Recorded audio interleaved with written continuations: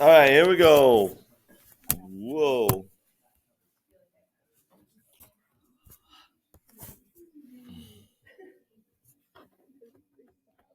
Couple more, 4 examples here, and then I'll unleash the second assignment on you. Okay, when you see something like this, instead of crying, what should you do?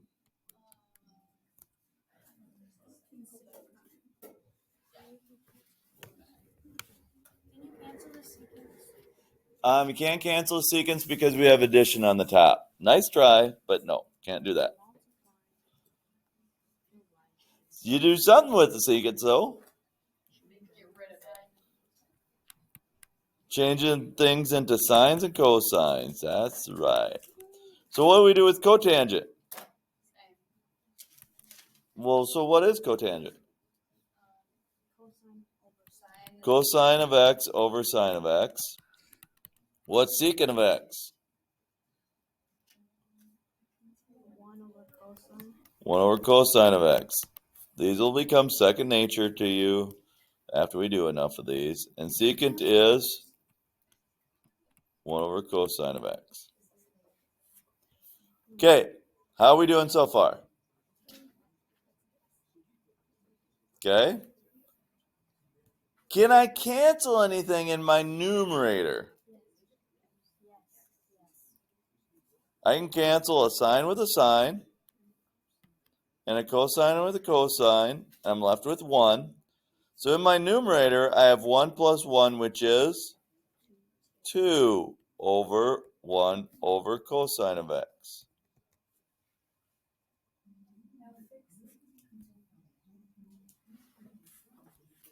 Now what can I do? Multiply by the denominator or the denominator. So in the end, we get 2 cosine of x, and we're done. Because these cosines cancel.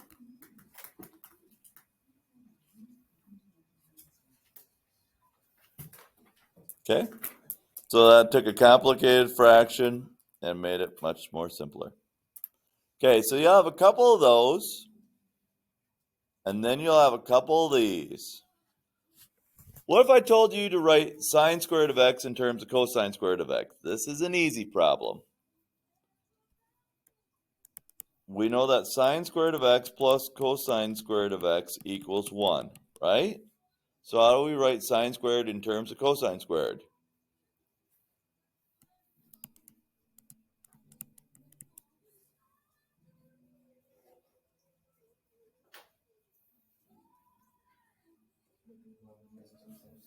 It'd be 1 minus cosine squared of x, and we'd be done. Okay? That's easy, right? So now, let's say I told you to write sine squared of x in terms of, I gotta look at the book.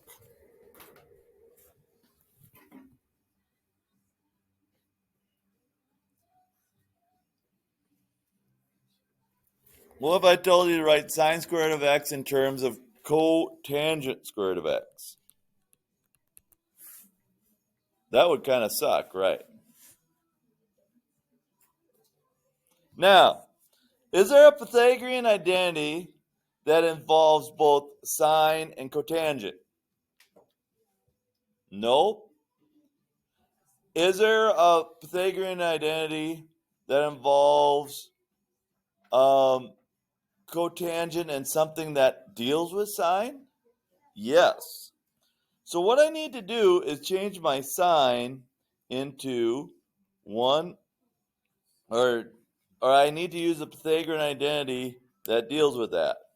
The Pythagorean identity that deals with that is cosecant squared of x equals cotangent squared of x plus 1, correct? Now, how do I change cosecant squared into sine squared? 1 over sine squared of x.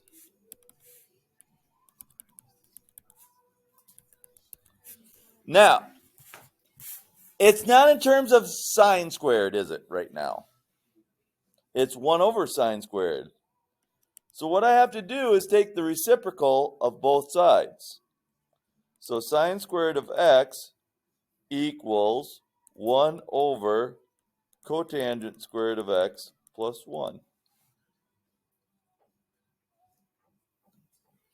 Okay? And now sine squared is in terms of cotangent squared. Okay?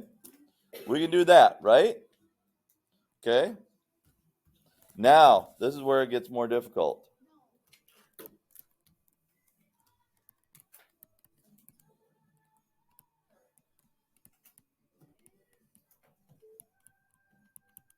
Right? Sine of x in terms of cosine of x. Well, 2 problems ago, I put sine squared of x in terms of cosine squared of x, right? By doing what to each side? Subtracting cosine squared of x from each side.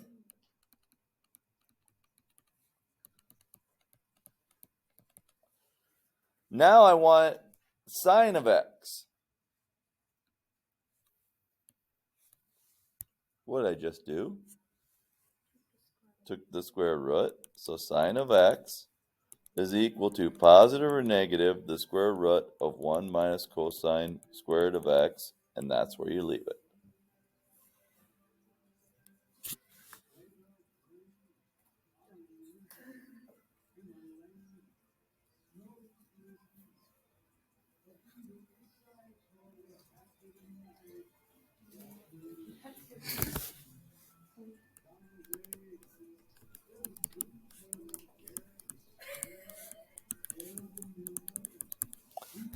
So sine of x in terms of cotangent of x. Just a bit ago, we said that the sine squared of x was equal to 1 over cotangent squared of x plus 1, correct? So if we want sine in terms of cotangent, we just take the square root of each.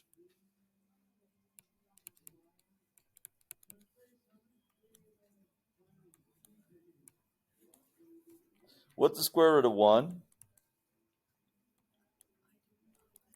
What's the square root of 1? 1. So I take the square root of the top, square root of the bottom. Can I leave a square root on the bottom? No.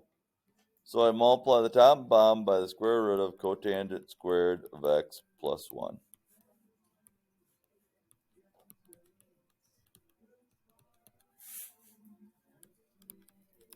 So in the end, I get the square root of cotangent squared of x plus 1 over cotangent squared of x plus 1.